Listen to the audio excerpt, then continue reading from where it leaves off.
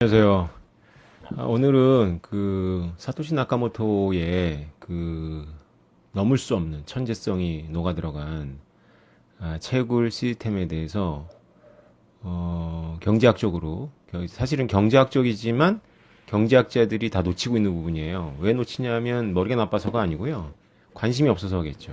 그리고 비트코인의 채굴이라는 그 공학적인 것에 대한 장벽 때문에 미처 이 인문계들이 들여다볼 생각을 안 하는 거죠. 들여다보면 이제 이게 경제학 영역이거든요. 그래서 제가 제가 읽은 사토시 나카모토는 프로그래머라기보다는 경제학에 굉장히 강한 사고력을 갖고 있는 철학자예요. 철학자. 그래서 프로그램은 평가들이 그런데 좀 이렇게 실무 프로그램이 아니다. 그 실무에서 그러니까 이게 현장에서 쓰는 코드하고 그 컴퓨터 사이언스 교과서에 나오는 코드하고 좀 다르거든요. 그러니까 이해가 되시죠? 그러니까 현장에서는 자꾸 이렇게 축약하기도 하고 뭐 이렇게 어떤 함수들은 그냥 이렇게 생략하고 들어가기도 하고 이러는데 교과서에서는 이제 그 그렇지 않잖아요. 그런 현장의 노하우가 없잖아요. 그래서 그 비트코인 C++이라는 언어로 쓰여져 있는 비트코인 코드의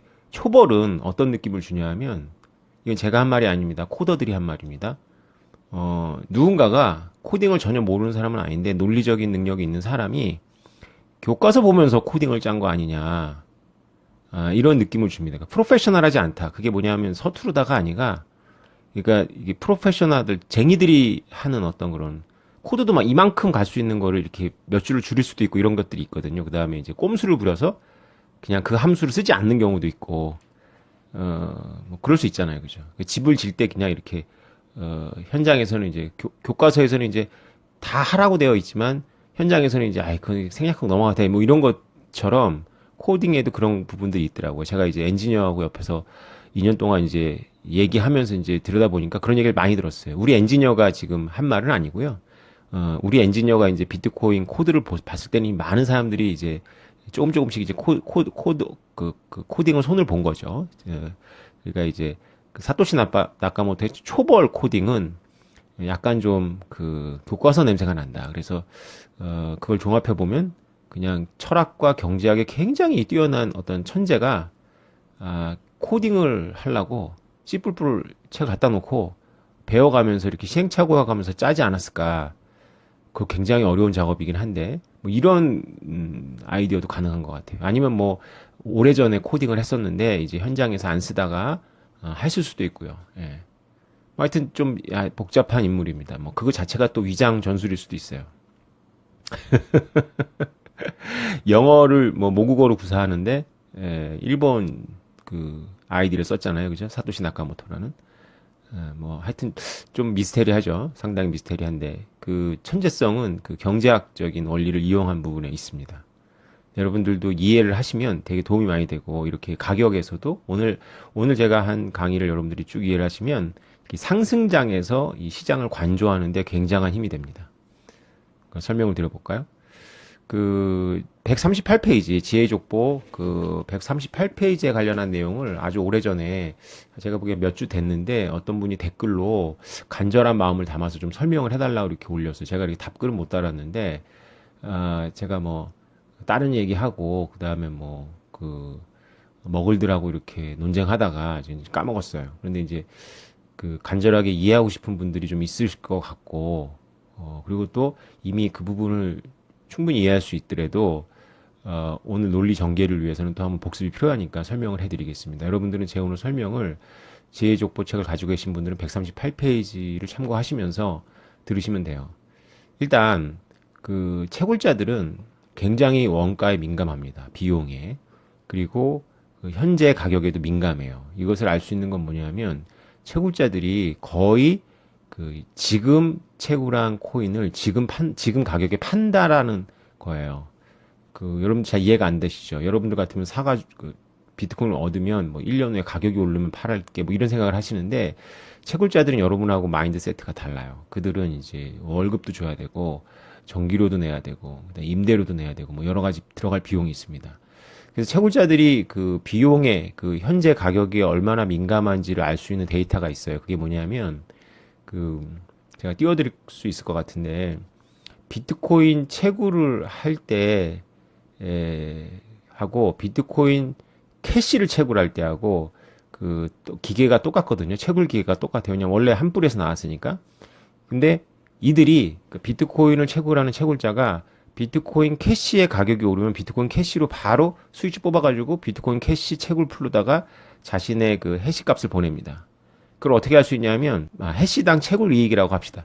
해시당 채굴 이익을 계산하는 그 그래프가 있는데, 해시당 채굴 이익은, 그러니까 비트코인에 들어가는 해시 파워하고 비트코인 캐시에 들어가는 해시 파워가 완전히 하늘과 땅 차이거든요. 같은 그래프로 그릴 수가 없어요. 워낙에 차이가 크기 때문에. 그런데도 불구하고 그 해시를 생산하는 능력당 수익을 보여주는 그래프를 보면 두 개가 똑같이 움직여요. 네. 두 개가 이렇게 이격되어 있지 않아요. 수렴의 하나로. 그게 뭘 의미하냐면 채굴자들이 비트코인 채굴을 하다가 비트코인 캐시가 단위당 수익이 더 높을 것 같은 비트코인 캐시로 옮겼다가 그리고 다시 비트코인 캐시 가격이 떨어지면 비트코인으로 옮기고 이렇게 왔다 갔다 하니까 이 두 개의 이익이 수렴하는 거예요. 채굴자들의 이익이.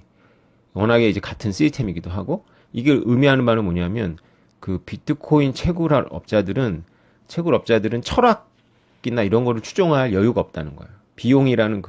비용이라는 뒤에 강도가 계속 쫓아오는 거죠. 그러니까 비용이라는 강도가 자기 바로 뒤에서 계속 쫓아오니까 한눈 팔 사이가 없는 거예요. 오직 이익을 향해서만 달려가는 거예요. 오태민하고는 다른 거죠. 오태민이 철학을 얘기하고 뭐 쓸데없는 댓글들하고도 막 논쟁하고 뭐 막 시간을 막 지 맘대로 쓰잖아요. 근데 뒤에 딱 여러분들 중에도 그런 분이 있을 텐데 자기 뒤에 지금 딱 임대료, 애들 학원비 막 이런 게 자기 뒤에 딱 따라오는 분들은 다른 데 신경 쓸 필요가 없는 거죠. 아주 인생이 심플해지는 거죠. 채굴자들의 세계관이 그렇게 심플합니다. 뭔 개소리, 비트코인 철학 그런 거 우리 몰라. 우리는 비트코인 캐시가 오르면 비트코인 캐시, 비트코인이 오르면 비트코인 이렇게 옮겨 다니는 거예요. 그러니까 굉장히 이들의 이 마진폭이 작다라는 것도 우리가 추론할 수 있고, 그리고 이들이 현재 가격에 이것을 처분할 걸 늘 전제한다라는 것도 알 수 있어요. 전망을 보지 않는다라는 거죠. 물론 전망은 고정비를 투여할 때 받겠지만은 일단 고정비가 투입된 상태에서는 오늘의 그 운영하는 이미 컴퓨터를 새로 산다거나 전기 설비를 늘릴 때는 비트코인의 미래가치나 비트코인 캐시의 미래가치를 판단하고 했겠지만 오늘 내가 이걸 그 오퍼레이팅 하면서 그 전기로 낼 때는 그냥 오직 현재 가격을 본다는 근거로 삼을 수가 있죠. 그렇기 때문에 이제 회의론자들이 얘기하는 것처럼 그 비트코인 가격이 내려가면 채굴업자들이 채굴을 못하니까 도산하고 채굴업자들이 도산하니까 비트코인 가격이 더 내려가고 이런 악순환으로 잘 안 들어갈 수 있는 거예요. 그걸 이제 설명해 드릴게요. 비트코인 가격이 내려갔다고 생각해 보죠. 그러면 채굴업자들이 수지가 안 맞으니까 전기료를 아끼기 위해서 채굴기 몇 대를 끄겠죠. 채굴기 몇 대를 끄지 다 끄진 않아요. 왜 다 끄지 않냐면은 이들한테는 그 고정비가 들어가 있어요. 쉽게 말해서 여러분들 식당 같은 거 운영해 보신 분들은 이 말이 무슨 말인지 금방 아실 텐데 그 손해 보면서 장사를 해야 돼요. 손해 보면서 장사를 한다는 말이 무슨 말이냐면 내가 오늘 번 거로다가 오늘 들어간 재료비하고 오늘 알바 비용을 빼고 남은 건 무조건 장사를 해야 돼요. 왜 그러냐면 비록 손해를 봤어. 내가 지금 그 식당에 있지 않고 원래 그 다니던 회사에서 월급 잘 받고 있었으면 내가 월급이 더 많았을 텐데 지금 알바비하고 재료비 내고 나면 오늘 식당 운영해가지고 남은 돈으로는 내 원래 받던 월급의 10분의 1도 안 돼. 그럼 손해잖아요. 그럼 장사 안 해요? 그럴 수 없죠. 그죠? 이 생각은 원래 애초에 식당을 차릴 때 했어야 되는 거예요. 내가 알바비하고 재료비하고 그리고 쭉 임대료 쭉 빼고 남는 돈은 내가 회사에서 월급 받는 것보다 더 많다. 이 판단은 이 식당을 차리기 전에 해야 될 거지. 이 식당을 차리고 나서 하루하루 오퍼레잉 할 때는 자기가 가져가는 몫은 빼야 돼요. 고민할 필요가 없어요. 그러니까 무조건 식당 문은 어떻게 여냐면은 내가 오늘 식당 영업을 해서 굉장히 비극적인 이야기입니다. 진짜 장사하시는 분들한테 마음 아프실 거예요. 그렇게 해서 들어 먹으셨던 분들은 오늘 내가 비록 그 이익은 아니더라도 내가 오늘 원재료비하고 알바비 이상만 되면 무조건 그 장사를 해야 돼요. 왜냐하면 그렇게라도 해야지 임대료를 덜 손해보는 거예요. 만약에 장사를, 오늘 내가 뭐, 쉬지 뭐, 아이씨, 뭐, 내가 회사 다녔으면 이거보다 더 벌었을 텐데라고 생각하고서 쉬면 내가 다시 회사로 가는 게 아니잖아요. 그렇게 되면 그 임대료가 안 빠져요. 임대료를 내 생돈을 내야 되는 거죠. 채굴업자도 똑같습니다. 채굴업자도 기계값하고 이런 것들은 그 채굴을 시작하기 전에 다 들어간 거기 때문에 이 오늘의 비트코인 가격하고는 상관이 없어요. 오늘의 비트코인 가격은 오직 전기료하고만 그 승부를 내야 돼요. 왜냐하면 오늘 비트코인 채굴을 안 하면 전기료를 아끼는 거잖아요. 그죠? 그러니까 전기료보다 무조건 비트코인 가격이 높으면 채굴 하는 게 맞는 거예요. 그렇다고 해서 돈을 버는 건 아니에요. 이 차이를 아시겠어요? 이게 이제 한계 개념입니다. 그래서 여러분들이 이제 경제학적으로 사고를 하려면 매몰원가 개념하고 한계 개념, 이게 동전의 양면이거든요. 그래서 매몰원가, 기회비용, 한계비용, 이게 동전의 양면인데 요걸 합쳐가지고 한계적 사고 방식이라고 합니다. 네. 그 한계적 사고 방식을 배워야 되는데 제 책 그 경제학적 상상력이 그 한계적 사고 방식을 가르치는 교과서입니다. 그래서 그 한계적 사고 방식 가르치기 위해서 쓴 교과서입니다. 그래서 여러분들이 그 책을 좀 참고하시면 될 거고요. 오늘은 이제 여기까지 설명을 드릴게요. 그래서 채굴업자들이 그렇게 비트코인 가격이 내려갔다 그래서 막 채굴장을 막 폐쇄하고 전기를 뜯지 않는다. 이제 회의론자들 머릿속엔 그게 들어있는 거잖아요. 그렇지 않다는 거야. 전기를 쭉 뽑아요. 전기를 쭉 뽑으면 어떤 일이 벌어지냐면 놀랍게도 적응이 발생합니다. 전기를 쭉 뽑으면 시스템이 그 난이도를 낮춰줘요. 난이도를 낮춰주니까 10분에 채굴되는 거는 계속 10분에 채굴될 수가 있어요. 이 적응을 시스템이 하고 그리고 전기료를 껐기 때문에 수지가 맞아요. 그러니까 이게 무슨 말이냐면 원래는 비트코인 가격이 이렇게 있으면 전기료보다 비트코인 가격이 높아야지만 수지가 맞는데 비트코인 가격이 내려갔잖아요. 그럼 전기를 뽑아요. 전기를 쭉 수지가 많이 뽑으면 미세 조정을 통해 가지고 전기료하고 비트코인 가격이 같아져요. 그러면 이건 무슨 얘기냐면 채굴업자들이 이 상황에서는 또 수지가 맞고 있는 거예요. 임대료 낼 수 있고 전기료도 감당이 되는 거예요. 여기서는. 예. 돈을 벌었다가 이렇게 볼 수는 없겠죠. 그 기계 감가상각비는 안 나올 수도 있어요. 그건 이제 장기적인, 중장기적인 이제 채굴 그 투입에 그 투자에 반영이 될 거예요. 이건 좀 어렵죠. 어쨌건 이렇게 적응을 한다. 그래서 그 회의론자들이 생각하는 것처럼 가격이 뚝 떨어지면 채굴업자들이 쭉 망하고 가격이 더 떨어지고 이런 일이 벌어지지 않는다는 거예요. 적응을 한다는 거예요. 이게 이제 138페이지에 나와 있는 내용을 제가 이제 설명을 드린 겁니다. 여기서 이제 여러분들이 이제 뭐 경제학을 아는 분들은 그거 다 아는 건데 이렇게 생각할 텐데 여기 굉장한 그 함의가 담겨 있죠. 일단 그러니까 채굴 비즈니스라는 게 일단 생태계가 되고 나고 나서부터는 현재 가격에 반응한다. 그리고 전기료에 반응한다. 그리고 미세 조정에 들어간다. 그래서 이게 얼마나 적응력이 뛰어난지는 그 비트코인 채굴 파워의 40%를 중국이 지난 몇 개월 동안 날렸는데도 불구하고 지금 가격이 회복되는 걸 통해서 채굴업자들이 망하는 것이 아니고 비트코인 시스템도 망하는 것이 아니고 오히려 미국과 뭐 이런 노르웨이 이런 데 채굴업자들은 지금 막 쓸어 담고 있죠, 지금. 왜냐하면 예, 지금 어떤 상태냐면 이들은 그 원래는 중국 경쟁자들하고 경쟁하기 때문에 간신히 전기료 비트코인 가격하고 전기료하고 같은 수준에서 계속 지금 영업을 하고 있는 거거든요. 여러분들은 이런 비즈니스를 어떻게 하냐라고 생각할 테지만 이건 지금 한계 비용 개념이니까 그리 아시고요. 그리고 이제 또 하나의 함의는 뭐냐면 원래 경제학이 그 암울한 학문이라고 보는 별명인데 돈을 벌 수가 없어요. 경제학적으로 이렇게 쭉 이 균형이 들어가면 누구도 초과 이윤을 벌 수 없도록 되어 있어요. 경제가 원활하게 돌아가면. 그러니까 그 얘기는 무슨 얘기냐면 여러분들이 걱정할 필요가 없는 게 채굴자들이 좀 빡빡하고 돈을 못 버는 게 비트코인 시스템에는 좋습니다. 그러니까 비트코인 시스템이 건강하면 건강할수록 채굴자들은 빡빡해요. 참 이상하죠. 이게 역설 덩어리입니다. 채굴자들이 비트코인 시스템의 핵심인데 채굴자들이 돈을 펑펑펑 버는 거는 비트코인 시스템이 지금 뭔가 이상작용을 하고 있다는 거예요. 이해가 되세요?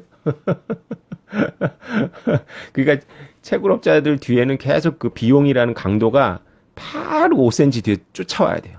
이게 멈추기만 하면 그냥 칼이 팍 들어오는 그 강도가 5cm 뒤에 막 쫓아와야지 채굴업자들이 자기 일을 열심히 합니다. 막 딴짓 안 하고 열심히 하니까 시스템이 건강해진다. 이렇게 보시면 돼요. 근데 그 중국 때문에 북미하고 막 이런 노르웨이 이런 채굴업자들은 신난 거예요. 왜냐하면 이게 비트코인 가격하고 전기료가 들어갈 만큼 경쟁이 빡빡했는데 경쟁이 푹 줄어드니까 자기네 전기료를 덜 써도 이 가격은 그만큼 반응하지 않았으니까 이만큼씩 남는 거죠. 이만큼 남으니까 뭐 회사의 이제 수지가 맞았죠. 그러나 이제 물론 이제 전체 시스템으로 보면 이제 중국에다가 투자했던 채굴업자들은 이제 굉장히 큰 손해를 봤죠. 그 기계가 이제 생산할 때는 그런 가치가 있는데 그 생산을 멈춘 그 채굴기 이런 것들은 사실은 폐품이잖아요.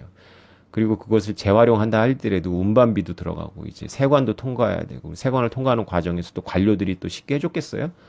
이게 뭐 채굴업은 거의 도박업이고 뭐 이런 오염물질 배출업이다 해가지고 세관들도 나름대로 애국심을 중국 말하는 겁니다. 나름대로 애국심을 갖고 채굴업자들을 괴롭혔겠죠. 뭐 싸게 통과할 수 있는 것도 뭐 비싸게 웃돈도 받고 막 이랬겠죠. 그래서 손해 많이 봤죠. 그러니까 그건 이제 새로운 부가 창출된 건 전혀 아니고 수로 줄어들었죠. 그래서 중국의 채굴업자들이 본 손해만큼 북미하고 노르웨이의 채굴업자들이 돈을 벌지는 못했을 거예요. 그거의 절반 정도가 그들의 이익이 됐을 거고 절반 정도는 이제 그 과거의 잘못된 판단에 의한 시스템이 이제 비용을 지불한 거죠.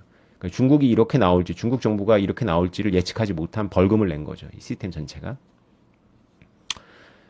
근데 이제 여러분들이 이제 비트코인 채굴의 이 원리를 이해하시면 이제 사토시 나카모토의 생각을 이제 우리가 좀 이제 추적해 볼 수가 있는데 놀라운 경제에 오른 지성이에요, 이게. 비트코인은 제가 언제도 쓴 적이 있는데 삼성전자 주식하고 달라요. 삼성전자 주식하고 이 부분이 다릅니다. 그러니까 삼성전자 주식은 한번 발행을 해놓고 나면 그 세컨 마켓에서 돌아가는 거거든요. 그 세컨 마켓에서 그 삼성전자 주식의 가격이 오르건 내려가건 삼성전자에 돈이 들어오진 않아요. 삼성전자의 자본금은 이제 끝난 거고, 물론 이제 유상증자를 한다거나 할 수는 있겠죠. 그러나 그렇지 않았다라고 전제했을 때는 주식 가격이 뭐 폭등을 하건 폭락을 하건 삼성전자에 돈이 들어오는 건 아니에요. 그런데 비트코인은 그 이 이상한 시스템 때문에 비트코인 가격이 올라가면 채굴에 돈이 많이 들어옵니다. 이상하죠. 그러니까 비트코인 가격이 올라가면 채굴업자들이 부자가 되는 게 아니고 채굴 경쟁도 심해지고 채굴업자들은 늘 헐떡거려요. 채굴업자들은 늘 헐떡거리고 채굴 경쟁이 심해질 뿐이에요. 그리고 시스템 전체로 보면 채굴업에 돈을 많이 쓰는 거예요. 그리고 이것을 머글들의 관점에서 보면 전기료를 엄청 잡아먹는 거죠. 전 세계 전기를 비트코인 낭비를 더 많이 하는 거예요. 비트코인 가격이 올라가면 채굴업자들이 반응해서 스위치 막 꽂고 그리고 새로 신규 투자 들어오고 채굴 더 하니까 채굴량은 늘어나는 게 아닌데 전기료를 많이 쓰면서 전 지구적으로는 전기라는 자원이 비트코인 채굴에 더 투입이 되는 거죠. 그러니까 이제 비트코인 가격이 올라가면 환경론자들하고 이제 주류들은 비트코인이 세계상의 전기를 다 잡아먹는다 뭐 이런 걱정을 하는 거예요. 왜냐하면 비트코인은 삼성전자 주식이 아니고 그들도 아는 거죠. 본능적으로 비트코인 가격이 올라가면 그 돈이 전기료에 투입이 되는구나. 한계 비용 수렴액 때문에 채굴자들이 전기료에 반응하니까 전기료에 투입을 해서 세상 전기 다 끌어가겠네. 그러니까 이거는 누구의 이익도 아니죠. 그냥 자원을 낭비한 게 돼버리는 거예요.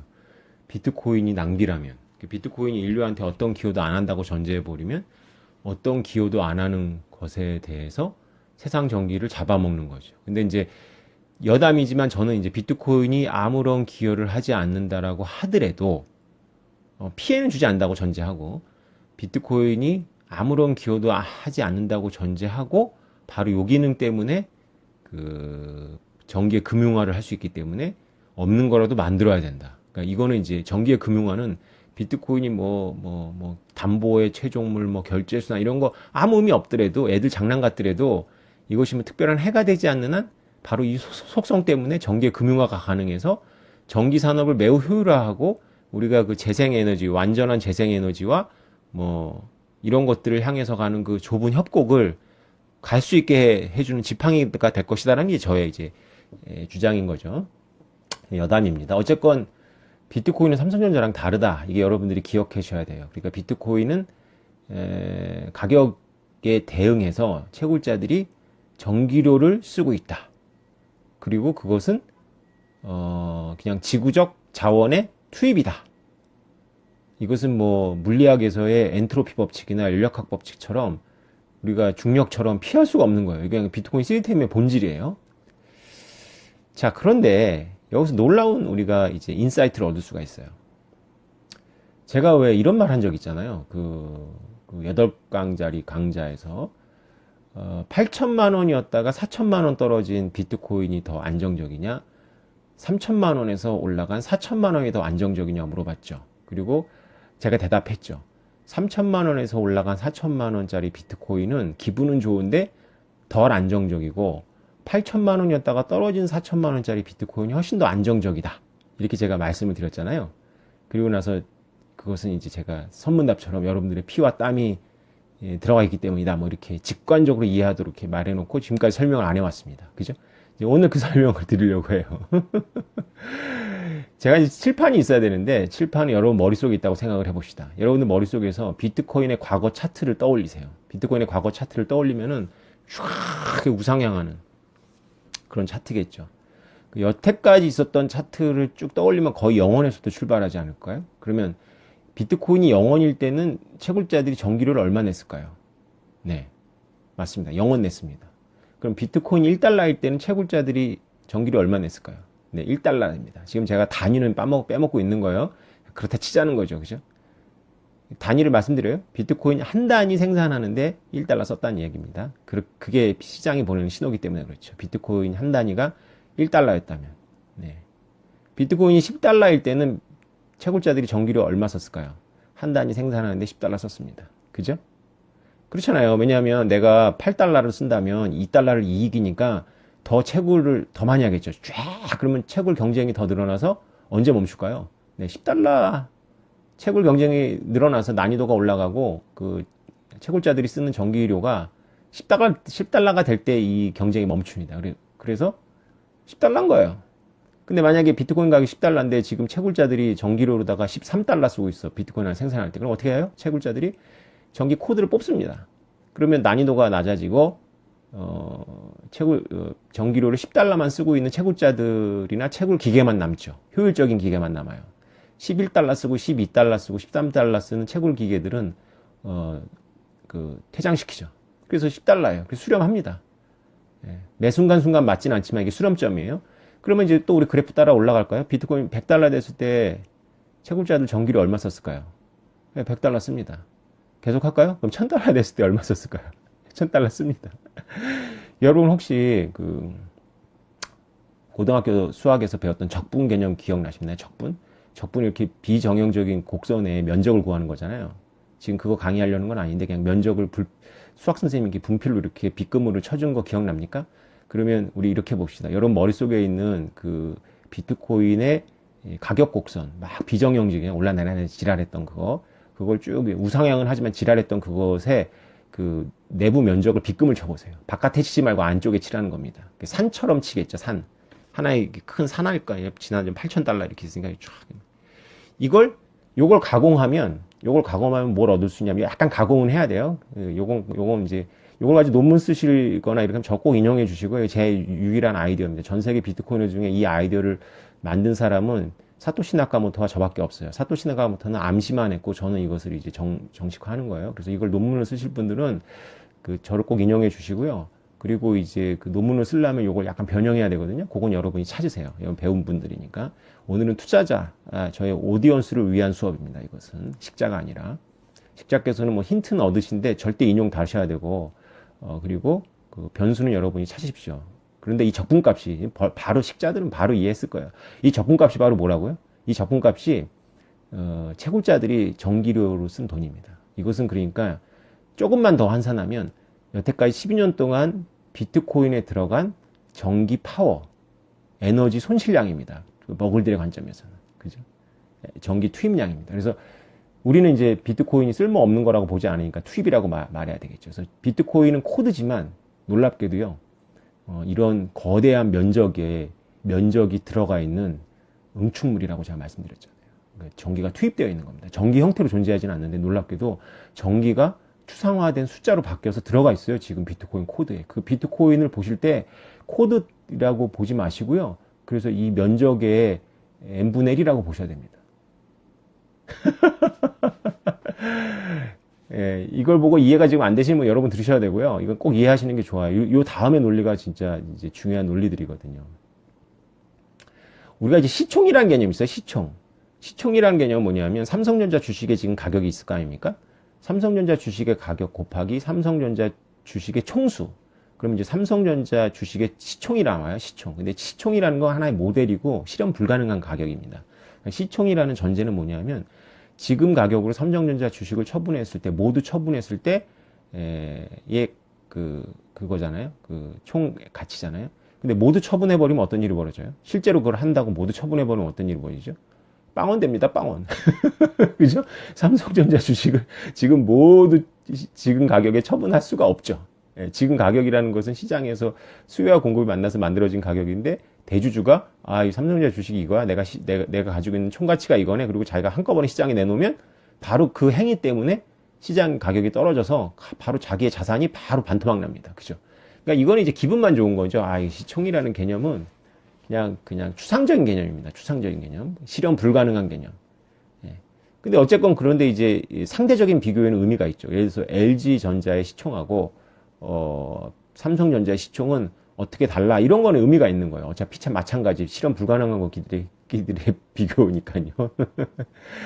근데 여러분, 시총이라는 것은 이게 되게 간단하죠. 그죠? 주식 발행 총수 곱하기 주식의 현재 가격 아닙니까? 그래서 이건 직사각형의 면적입니다. 이건 금방 이해하시죠? 비트코인도 마찬가지입니다. 직사각형 한번 그려볼까요? 여러분 아까 머릿속에 이제 이런 에베레스트 산 같은 그런 것의 면적이 나왔을 거 아니에요. 거기다 이제 똑같이 지금 현재 가격 오늘 얼마예요? 46,000달러예요. 46,000달러가 현재 가격이잖아요. 현재 가격 곱하기 지금까지 비트코인의 발행량을 쭉 해보니 직사각형 면적이 나오죠. 이 직사각형 면적이 비트코인의 시총입니다. 시총. 이렇게 진짜로 계산합니다.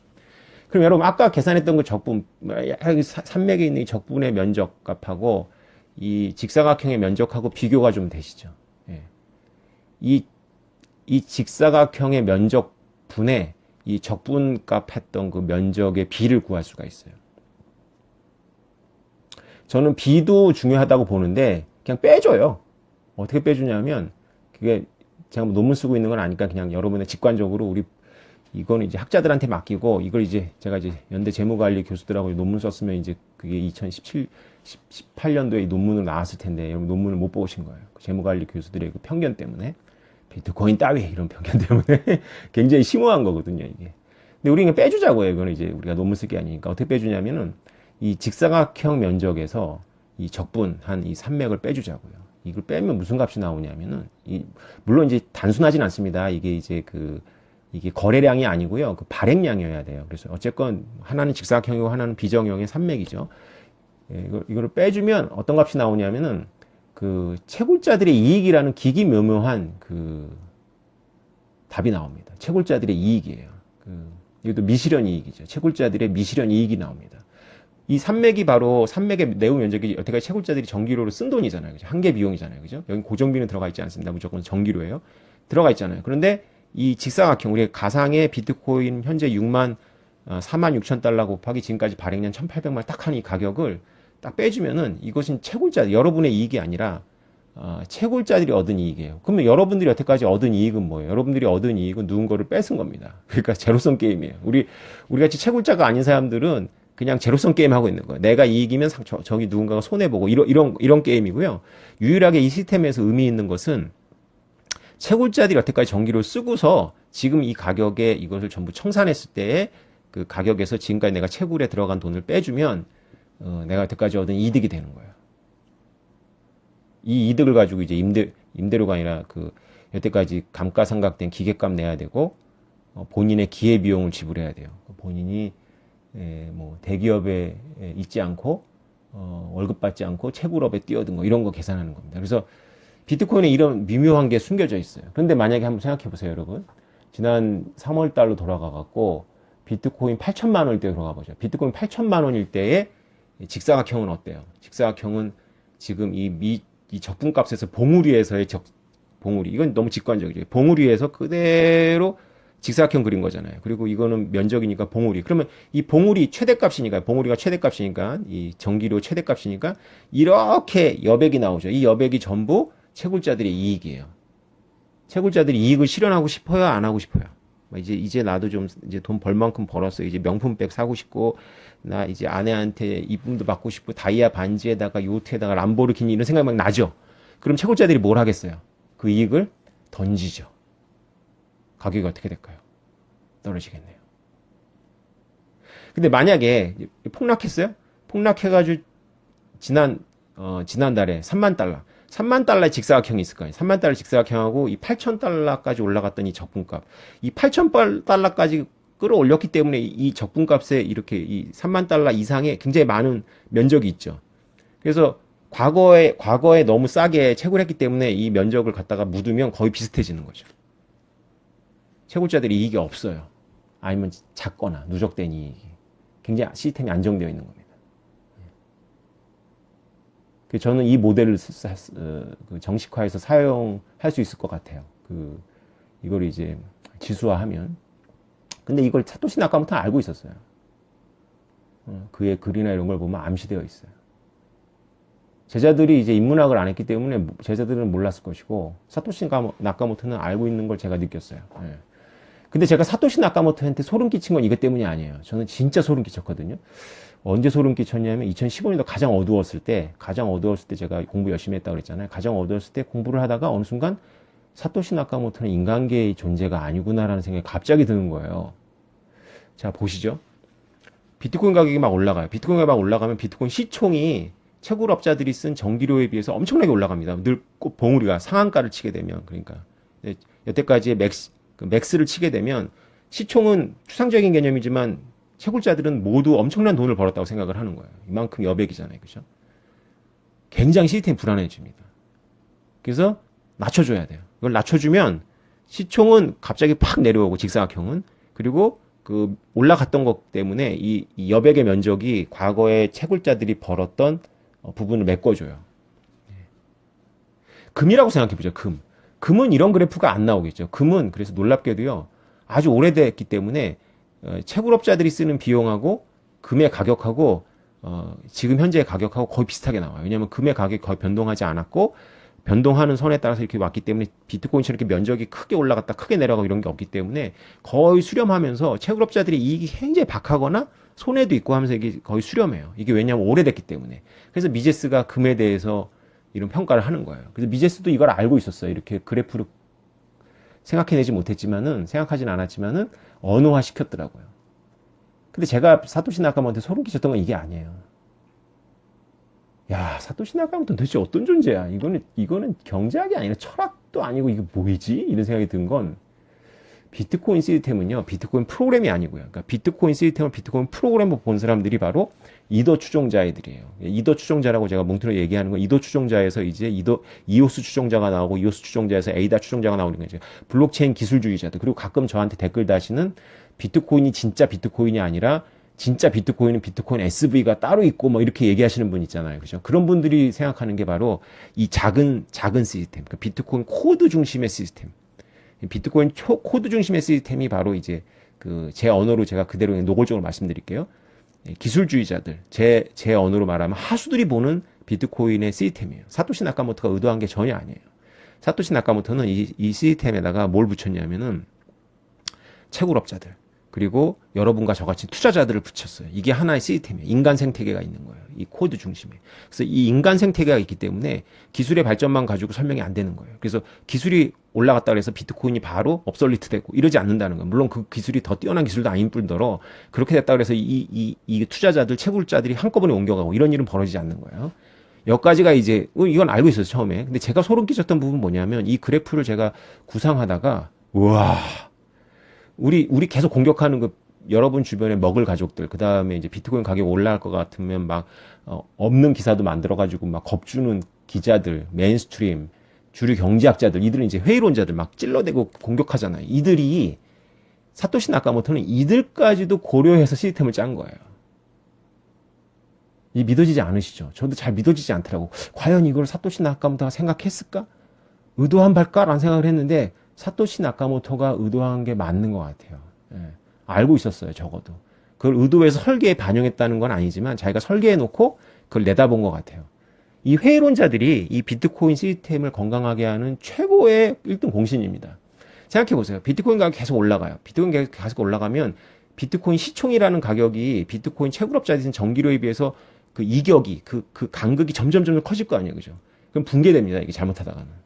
그래서 이걸 낮춰줘야 돼요. 그래서 회의론자들이 겁을 주면 이 시총이 팍 낮아지면서 채굴업자들이 쓴 비용의 그 면적이 그 시총을 뚫고 올라오는 부분이 있어서 시스템이 또 안정이 돼요. 개념적으로도 그렇고 실제로 이것이 반영이 됩니다. 다시 말해서 채굴업자들이 람보르기니를 못 뽑는 상태가 좋은 거예요. 실제로 이런 일이 언제 벌어졌냐면 2017년도에 막 시장 좋을 때 뉴욕에서 비트코인 컨퍼런스인가 블록체인 컨퍼런스인가 보여줬는데 걔네들이 무슨 짓을 했냐면 그때가 그게 고점이었던 거예요. 그러니까 걔네들이 막 그 뉴욕 그 거리에다가 람보르기니를 쫙 과시한다고 막 수십 대를 일렬로 주차한 거예요. 그런 뉴스가 나오더라고요. 그런 뉴스가 나온다는 얘기는 뭐냐면은 이 면적의 이격이 커졌다는 거예요. 그러니까 전반적으로 제로섬 게임, 우리 여러분과 저 같은 사람들은 제로섬 게임을 하고 있었지만은 전반적으로 이 시스템의 중추는 돈을 벌고 있었던 거죠. 걔네들이 막 람보르기니 타는 거예요. 이게 안 좋은 일이거든요. 이게 이격이 더 커졌잖아요. 그죠? 그러니까 이제 몰락해버린 거예요. 2018년 1월, 2월에. 그죠? 예. 그러니까 채굴업자들, 그러니까 이게 순전히 이 시스템의 자본을 잡아먹고 있는, 그 자원을 잡아먹고 있는 채굴업자들이 조금 덜 해피한 게 시스템 전체적으로는 좋다. 그러니까 결국 이것은 이상적으로는 금처럼 지금 현재 가격이 딱 세팅이 돼가지고 10년 동안 가면 채굴업자들이 쓰는 비용하고 시총하고 똑같아지는데 그러긴 어렵잖아. 이게 심리적인 효과인데. 그래서 뭐 올라갔다가 어느 정도 내려줘야 돼요. 올라갔다 내려주고 이 면적이 또 까먹고 그리고 과거의 것들은 이 그래프에서 문제가 뭐냐면 영원부터 지금 여러분 설명드렸지만 5년 전 거는 지워버려야 됩니다. 5년 전 거는 확 지워버려야 돼요. 그냥 이 시총에서도 지워버리고 그리고 이 면적에서 지워버려야 돼요. 계산하지 말아야 돼요. 그래야지 이게 정상화돼요. 이 쓸모가 있어요. 그러니까 이게 단기적인 모형이 잘 안 맞고, 그렇다 너무 시초부터 와도 안 맞고, 한 3, 4년, 5, 6년 동안에 우리가 그 정도까지는 우리가 기억을 하고 우리 사업 계획 안에 들어가 있잖아요. 채굴자들이 돈을 벌고 안 벌고의 승부를 6개월마다 내는 게 아니라 그래도 3, 4년은 보고 낼 거 아닙니까? 그리고 그 기계도 그 정도는 내다보고 설비도 공장도 세울 거 아니에요. 그래서 3, 4년 동안에 그 채굴업자들이 쓴 비용하고 3, 4년 동안 채굴업자들이 개념적으로 벌었다고 생각하는 시총과 이격이 중요한 거거든요. 그래서 이 모형이 지금 제가 되게 단순한 모형이고 이걸 논문으로 쓰려면 굉장히 바꿔야 됩니다. 어쨌건 이 개념은 그래 똑같은 거예요. 그래서 이 개념을 가지고 봤을 때 여러분들이 이제 가격이 한도 끝없이 올라간다 싶으면 이 면적이 엄청난 거리가 멀어요. 실제로 이 시스템이 쓴 비용에 대비 이 시스템에 참여한 사람들이 벌었다고 생각하는 돈이 너무 커지는 거죠. 그러면 이제 람보르기니가 등장하고 쫙 다니는 거예요. 그럴 때가 위험한 거예요. 그게 중요한 겁니다. 오늘 제가 드리는 말씀의 포인트는 여러분들이 8천 갔다 4천 되고 3천 됐을 때는 여러분들이 기뻐했어야 되는 거고요. 지금 아직은 기뻐해도 되는 단계죠. 그죠? 아직은 그 8천이라는 봉우리에서 채굴자들이 지금 물려 있으니까. 그런데 이게 8천 뚫고 1억 뚫고 2억 뚫고 그냥 간다면 해이론자들이 힘이 약해져가지고 그냥 간다면 붕괴를 향해서 나아가고 있는 겁니다. 그래서 적절하게 해이론자들이 지져줘야 돼요. 그래야 이게 시간이 길어지면 안정화되거든요. 그래서 같은 가격대에서 시간이 길어지면 안정화돼요. 왜냐면 같은 가격 시간이 길어지면 그렇게 이득이 크게 없어요. 채굴업자한테. 자, 오늘 여기까지 하겠습니다. 여러분 머리 되게 아프시죠? 네, 다음에 뵙겠습니다. 좋은 하루 되세요.